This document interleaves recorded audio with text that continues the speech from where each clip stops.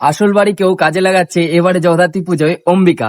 হ্যাঁ বন্ধুরা, চন্দননগরের জগদ্ধাত্রী পুজোয় এই বারোয়ারিতে আসল বাড়িকেও প্যান্ডেলের কাজেই লাগানো হচ্ছে, যেটা কি খুবই আকর্ষিত হয়ে উঠছে। এনাদের থিম হলো সবুজের আর্তনাদ। পুজোর তো মাত্র কয়েকটা দিন বাকি, তাই প্যান্ডেলের কাজও চলছে খুব জোর কদমে। এনারা এই থিমের মাধ্যমে বোঝাতে চেয়েছেন যে গাছ কাটলে কত ক্ষতি হয় মানুষেরও এবং পশুদেরও।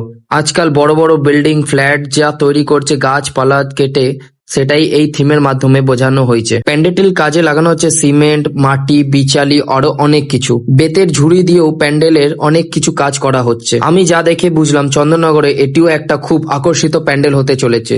প্যান্ডেলটি আমাদের অনেকটি সুন্দর মেসেজ দিতে চলেছে, তাই এই প্যান্ডেল তো একদমই মিস করা যাবে না। এই প্যান্ডেলে পৌঁছাবেন কি করে চলুন এটাও বলে দিই। মানকুণ্ডু স্টেশন থেকে নেমে জ্যোতি চলে আসুন। জ্যোতি থেকে খানিকটা হাঁটলেই আপনি ডান দিকে এই মণ্ডপটি দেখতে পাবেন। ফ্যামিলি এবং বন্ধুদের সাথে শেয়ার করে দিন আর আমাকে ফলো করে দিন এরকমই ভালো ভালো ভিডিও দেখার জন্য।